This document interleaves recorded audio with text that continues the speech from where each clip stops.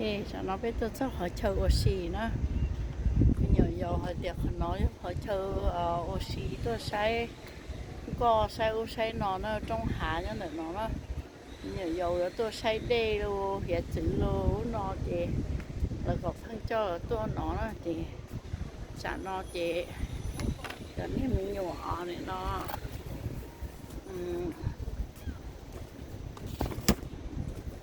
tôi muốn đồ to nó chẳng đồ cũ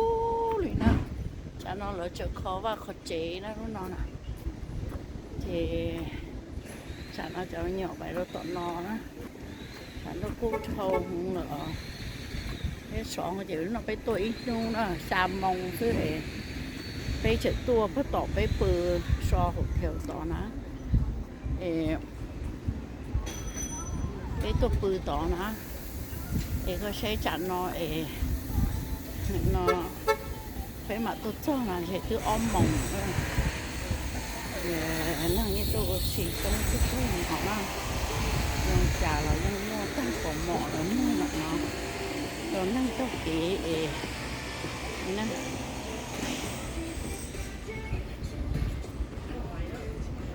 chị là nó chỉ biết nên là mua xì đi nó thế bà chị bà chị nè ok hả Which one do you like? cho xì bầu nữa dạ 얼마예요? nhá gửi tiền rồi vô chấp của nó không nó Yes, got the free. tông đi luôn mà mình cái nè No, look my hair. sản thơ cũ nè Pretty. yeah, thank you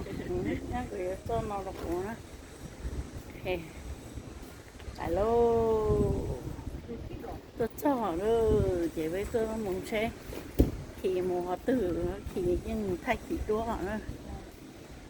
chỉ là mùa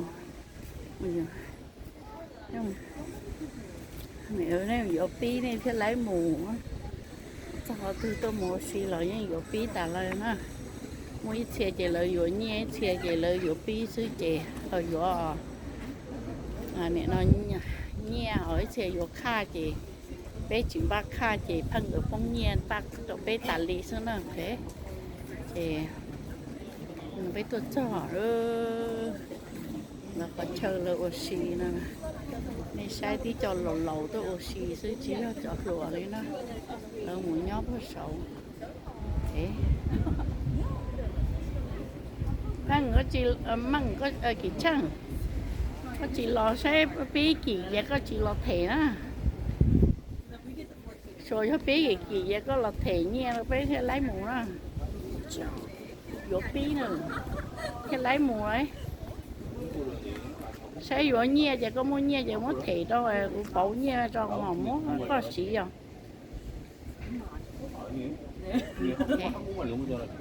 thì chẳng nhá người trả lời vô bí nó thế bí trên cả lấy mà cho nó thì cho nó tứ lộ thi chỉ là tiêu mồ đó cho lớn ca mồ không có rồi mồ thứ nó là mồ xì là khó kỹ trong nó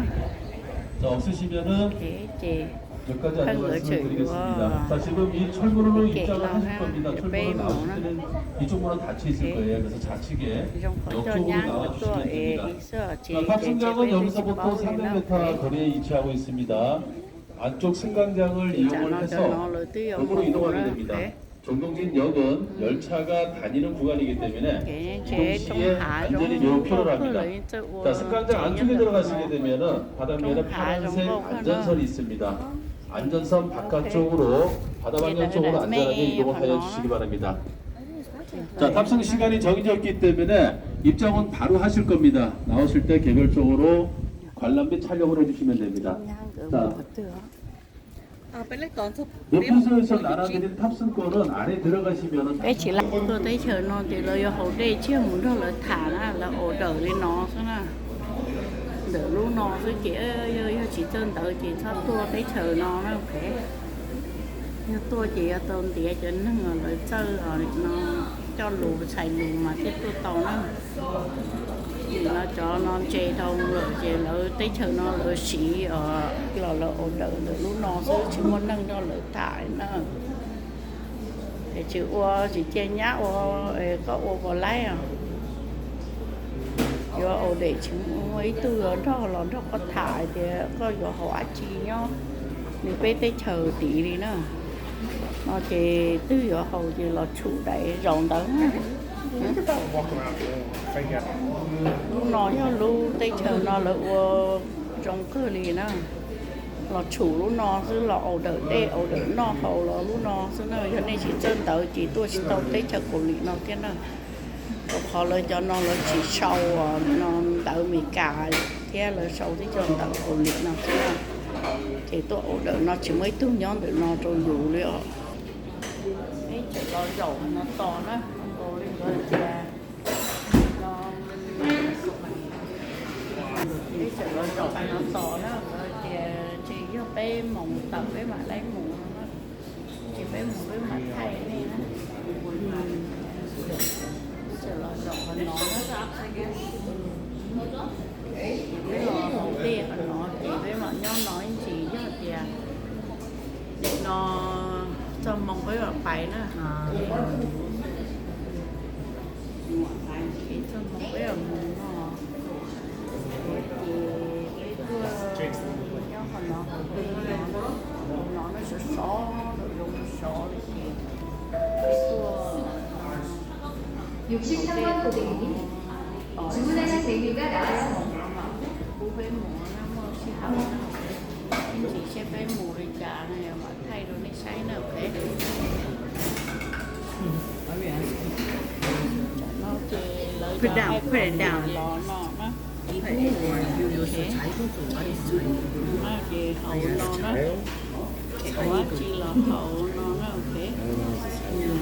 thì nó hậu mà nè Who gets the biggest straw? hầu nhà sẽ nhẹ dạ tư xin nào Yeah. cái thời nó sẽ xó thì hầu đê ba nhiên đầu cái nó cái dạ nó đầu cái chị tôi tới chợ với chị với ba nhẹ sơ họ ở xí kha cái chị phăng cho tụi thể tà lý đó kha được cái tà lý sơ ok mì kho kho thì thân thì cái nhà kho thì ai khó vịถ้าหมอกูไปหมอตื้อเองก็อยู่ไอ้คอฟฟี่นั่นก็ให้ตัวเลยย่าห้าคอฟฟี่เลยแล้วก็ย่าเขาไอ้คอฟฟี่ย่าไอ้คอฟฟี่ถึงจะอยู่ตัวห้าคอฟฟี่โอชิตาเฮ้จีโดบายบาย